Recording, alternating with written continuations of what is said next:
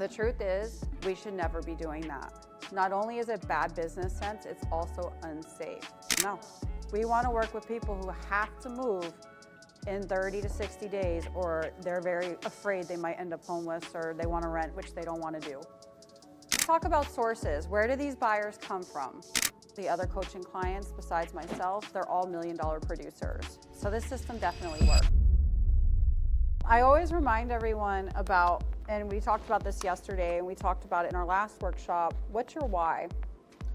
Because, you know, some of us who've been in the industry, Claudia, Melissa, you know, you've seen amazing times where everyone wanted to buy everything and it was so easy. And now we're starting to see tough times where we could feel like we're giving them everything and they still want to think about it. So what gets us through? Why are we still here? What's our why? Yesterday it was a smaller room, so I had everyone kind of tell us about their why. I'm not going to put you guys on the spot today, but maybe when you go home, really think about, like, why am I in this industry? Because it is tough, you know, and that reason why you're here when you're having those tough days. Me and Claudia did a content about crying in our closet.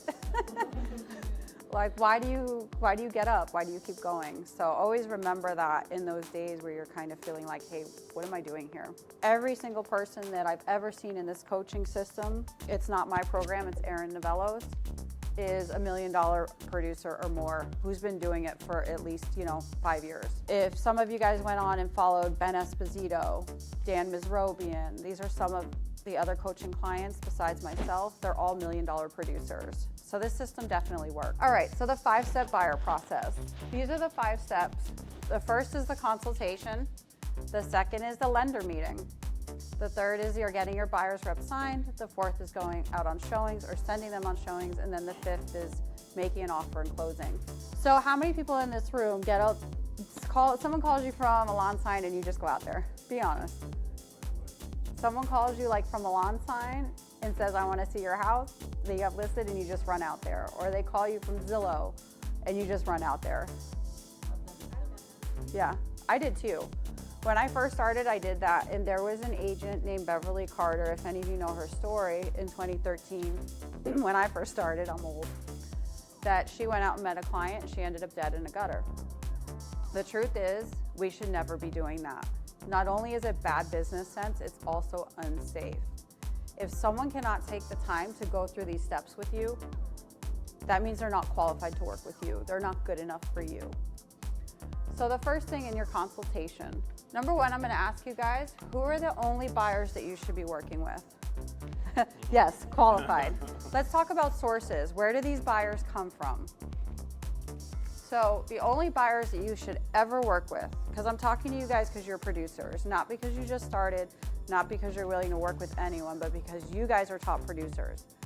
Number one is sellers who need to buy. If Claudia has a listing in Forney and that seller wants to buy in Fort Worth, that's a buyer that Maya should take out, because that seller is definitely, we don't want to make these people homeless, they're definitely going to buy. If someone from another state refers you a client, Megan probably sells all the time at Keller Williams, right? Like people from Oklahoma, California. Another KW agent called you and said, Megan, who do you have in downtown? That's somebody that you're going to want to work with. Who's someone else you want to work with? Ben, you have 100 past sales, right? So when they call you and they want to work with you, you pretty much know they're going to do something, right? So your past clients. And then people we personally know. So people you personally know are going to tell you the truth, and you're going to know a lot about them. They lost their job, they're getting divorced. You're going to know their true story. It's much harder for them to lie to you. So people you personally know.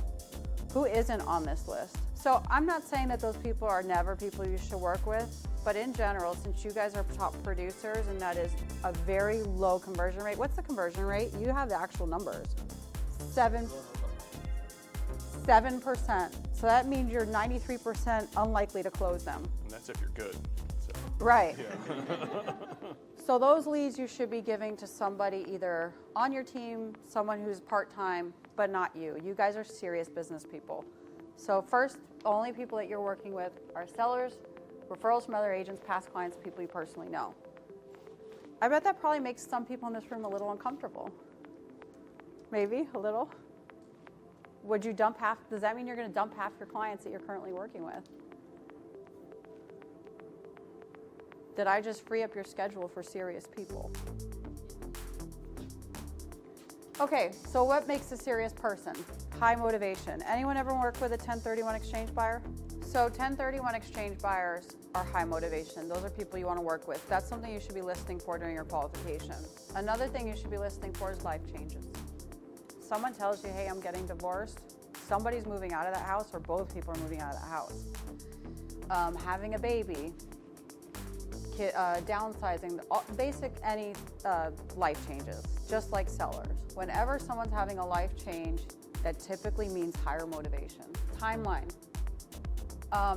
Do we want to work with people who just started their search, they're not sure, maybe 3 to 6 months, maybe a year? No. We want to work with people who have to move in 30 to 60 days, or they're very afraid they might end up homeless, or they want to rent, which they don't want to do. Okay, so the timeline has to be like our lease is up. Whenever someone tells you our lease is up on this date, what's been your experience with those people? Yep. And especially when they're like, I hate my landlord, like, get me out of here. So that's a big one. Another thing you're gonna hear from people, my divorce is almost finalized. They gotta find another place to live. They can't stay there. So you're gonna be listening for that. The next thing is financial capability. That's where our friend over here comes in. So you're gonna have a screening with your lender. We'll go over that soon. But should we be showing people $800,000 homes that, you know, they got $15,000 to put down on a house? Probably not. We wanna figure out exactly what their financial capability is. And then you also wanna decide as an agent, like, Claudia, maybe all of your buyers are $1 million buyers and this person only qualifies for $350,000. Maybe you want to give it to somebody on your team. Maybe they're not the price point that you're currently working at this point in your life.